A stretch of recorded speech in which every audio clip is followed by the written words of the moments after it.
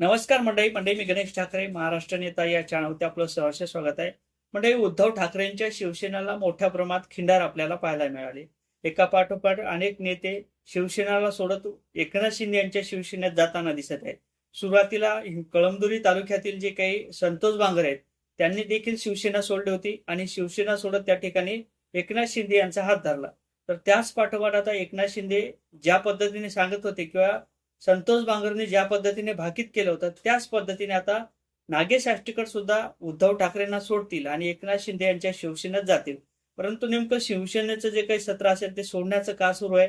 एकंदरीत नागेश आष्टीकर सारखा माणूस या उद्धव ठाकरेंच्या शिवसेनेला का सोडण्याच्या मार्गावरती आणि सुरुवातीला ज्या पद्धतीने संतोष बांगर यांनी शिवसेना सोडली होती त्यामागे काही कारण आहेत याचीच माहिती घेणारा हा व्हिडिओ.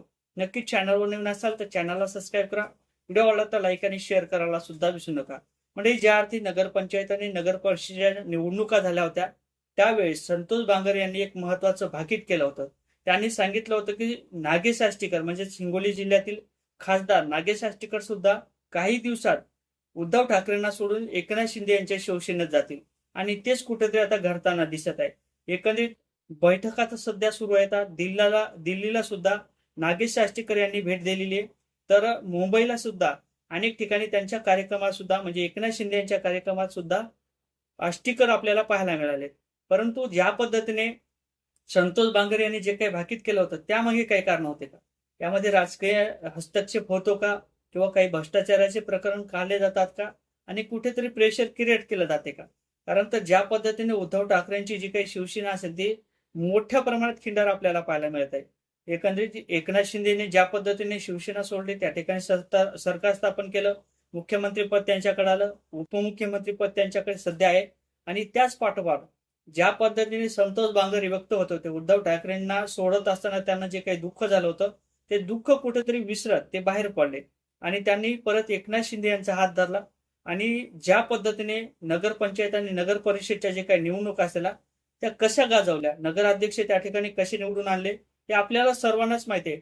त्यांची त्या ठिकाणी ताकद, संतोष बांगर यांची जी काही ताकद वाढलेली आहे त्या पद्धतीने कुठेतरी नागेश आष्टीकरना सुद्धा या हिंगोली जिल्ह्यातील जर काही नेतृत्व करायचं असेल आणि संतोष बांगर यांच्या जर सोबत राहायचं असेल, पुढची निवडणूक जर आपल्याला लढवायची असेल तर चालू सत्तेची आपण हात धरली पाहिजेत, त्याची हात मिळवणी केली पाहिजेत आणि ज्या पद्धतीने संतोष बांगर या ठिकाणी हिंगोली जिल्ह्यात किंवा कळमनुरी तालुक्यात ज्या पद्धतीने संतोष बांगर यांचं वर्चस्व आहे ते वर्चस्व कुठेतरी वाढताना दिसत आहे.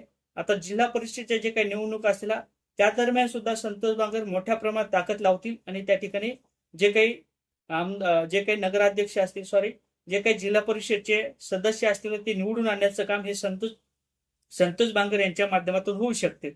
परंतु त्याच पद्धतीने आज कुठेतरी मुंबई असेल किंवा दिल्ली असेल नागेश आष्टीकर सुद्धा मोठ्या प्रमाणात एकनाथ शिंदे यांच्या शिवसेनेत रमताना दिसत आहे.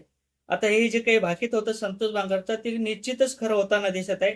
त्यांनी सांगितलं होतं की नगराध्यक्ष आणि नगरपंचायतच्या निवडणुकीला की नागेश आष्टीकर लवकरच उद्धव ठाकरेंचा हात सोडतील आणि एकनाथ शिंदे यांचा हात धरतील. ते आता कुठेतरी भाकीत खरं होताना दिसत आहे. एकंदरीत आष्टीकर सुद्धा संतोष बांगर ज्या पद्धतीने सांगत होते त्याच पद्धतीने आता एकनाथ शिंदे यांच्या सोबत जातील असं देखील कुठेतरी स्पष्ट होताना दिसत आहे. या संदर्भात आता नेमकं तुम्हाला काय वाटते कमेंट करा. व्हिडिओ आवडला तर लाईक आणि शेअर करायला सुद्धा विसरू नका. जय शिवराय.